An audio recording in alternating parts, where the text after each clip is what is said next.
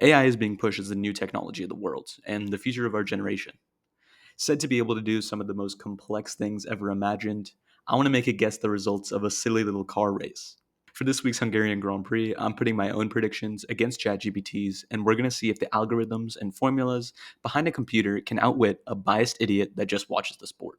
I'm going to be breaking this up into three major predictions, that being the top 10 in qualifying, not counting any grid penalties, the top 10 in the race, and a driver head to head, where we both pick a driver and see who has a better overall performance throughout the weekend. Obviously, this video has to be posted after the weekend is over so I can share the results, but I made these predictions and I'm recording this part of the video on Thursday before any sessions have happened. First, I'm going to go through my own predictions first because I don't want to be influenced by the AI choices at all, so here we go. For my top 10 in qualifying, I went with Lando Norris on pole, followed by Max Verstappen, then Oscar Piastri, then George Russell, and then Charles Leclerc and Yuki Tsunoda, followed by a row 4 of Kimi Antonelli and Pierre Gasly, and finally a P9 and 10 being Lewis Hamilton and Gabriel Bortoleto. Before you go raging in the comments, let me talk you through my thought process. I think Lando will be the stronger McLaren in quali, hence why I put him in P1, and I put Max in P2 because he usually splits the McLarens. After those choices, Oscar at 3 seems like a no-brainer, and George Russell does well in Hungary, so P4 sounds about right. Charles Leclerc slots into P5, where I think that's the farthest the Ferrari will allow him to go, and Tsunoda P6, as he was closer to Max in Belgium with the new floor. I put Antonelli 7th because I think the Mercedes is strong, but he is in a bit of a rut, and Pierre Gasly in P8 just kind of because. Lewis Hamilton slots into P9, and Bortoleto in P10 because he is on a hot streak. I am aware that I put all 8 drivers in the top 4 teams in Q3, and it's likely that at least one won't make it, but I'm hedging my bets, alright? Comparing that to ChatGPT, it went with Oscar Piastri first and Lando Norris second, Verstappen and Leclerc third and fourth, Hamilton and Russell on the third row, Antonelli 7th, Albon 8th, and then Nico Hulkenberg and Esteban Ocon 9th and 10th respectively. When I asked for the AI's rationale, it responded with this. McLaren continues to dominate qualifying. Lando and Oscar claimed top 3 spots consistently, with Piastri locking up pole in Austria, while Norris took wins too. Verstappen often challenges at twisty circuits like Japan and Hungary, and Ferrari have regained pace recently. Mercedes introduced setup tweaks this week to try and halt recent poor form, which may help them regain competitiveness. Now onto the race, where I went with Norris, then Piastri in a McLaren 1-2, and George Russell rounding out the podium.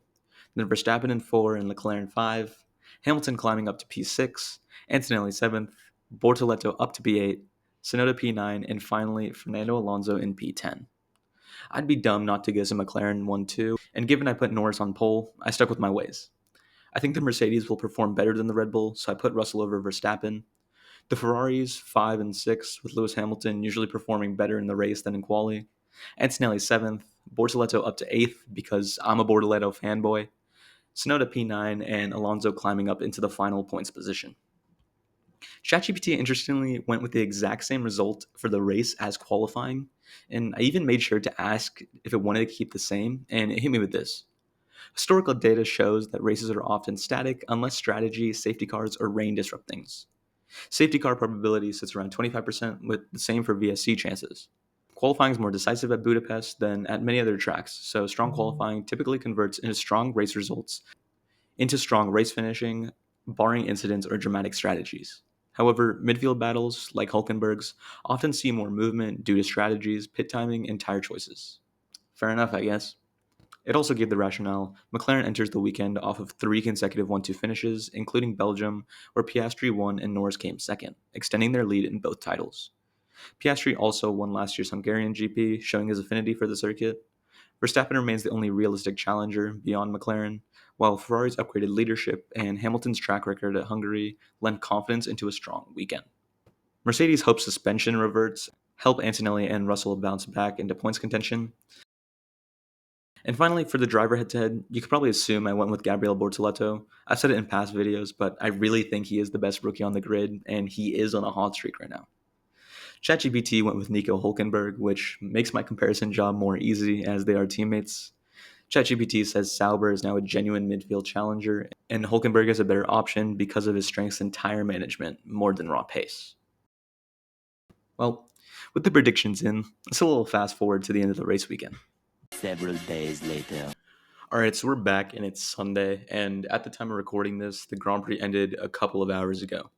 It's been a bit since I've made these predictions, so let's look at them and see if I was able to beat the robot. I'm assuming you guys watched the race, or if not, at least know what happened, so I'm not going to go into a ton of detail because I think that would just be pretty repetitive. First, let's get into how I will be scoring this.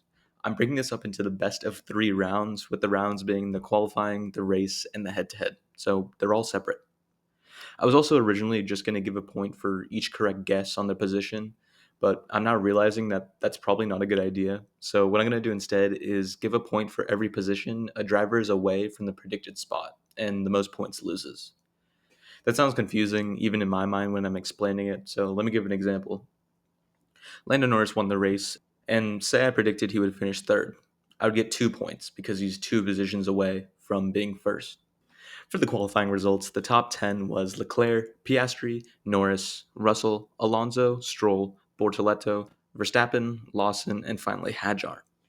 For my predictions, I had Lando Norris on pole, so that's 2 points, Verstappen in P2, which is 6 points, Piastri in P3 for 1 point, George Russell was in the right spot, Charles Leclerc in 5th for 4, Yuki Tsunoda in 6th, who finished 16th, Kimi Antonelli in 7th when he finished 15th, Pierre Gasly, who finished P17th, Lewis Hamilton P9, 3 positions away, and I finally put Gabriel Bortoleto, who is in P7. That puts me at a total of 46 points, which sounds pretty bad. The Red Bull did worse than I thought, and I expected Tsunoda to be closer to Max, which he was only a 10th off in Q1, but you can see how that didn't matter very much. Hamilton and Antonelli underperformed, and I also took some big swings in the midfield like Pierre Gasly that, in hindsight, I probably should have done something better, but I did make a decent guess with Bortoleto. Now into the AI predictions. Piastri on pole was 1 off, and so was Norris in second. Verstappen in P3 was 5 off, 3 off for Leclerc, 7 away from Hamilton, 2 away for George Russell, Antonelli 8 off, and then the big hitters, Albon 12 off, Hulkenberg 10 off, and Ocon 8 off. It was looking so good. That's a total of 57 points. The same stuff happened with Antonelli and Hamilton falling short, but picking Albon, Hulkenberg, and Ocon was rough considering they were the last 3 in qualifying. Anyways, that's 1 round to this guy. Going into the race, it follows the same formats with points, and the final finishing order for the top 10 was Norris, Piastri, Russell, Leclerc, Alonso, Bortoleto, Stroll, Lawson, Verstappen, and Antonelli. When it comes to my guesses, I started off with an absolute heater, getting the entire podium correct. Yeah, I'm pretty chill like that. I then put Verstappen in 4th, 5 away, and Leclerc in 5th, 1 away. Lewis Hamilton stayed in 12th, adding 6 points to my tally, and I had Antonelli 7th, 3 off. And Bortoleto got to 6th, which was 2 higher than I guessed, and I thought that was an ambitious guess to start with. Finally, Tsunoda ended in 17th, 8 away, and Fernando Alonso was 5th, 5 higher than I guessed. That puts me at a total of 30 points. Not too shabby. I guess I really just need to hop off the Tsunoda train. ChatGPT started off with the podium of Piastri, Norris, then Verstappen, with a total of 8 points from those 3. Then a correct guess with Leclerc 4, Hamilton 7 away in 5th, and Russell 3 off in 6th, along with Antonelli 3 away in 7th, and the 3 Musketeers from earlier of Albon, Ocon, and Hulkenberg, giving a combined 17 points. That's 38 points, and another round favoring my human ingenuity. Looks like I didn't even need the final round, but we'll take a peek anyways. With my pick being Gabriel Bortoleto and the AI's pick being Nico Hulkenberg, we don't really have to worry about any car disparity as they're on the same team. And by the P8 in qualifying and the P6 finish in the race, I could say I'm pretty proud of this prediction. And it's time to bring out the brooms because we get a complete clean sweep. The whole thing about AI eliminating bias didn't seem to matter because my unconditional belief in Gabriel Bortoleto made me choose him when it wasn't necessarily the safe choice to make.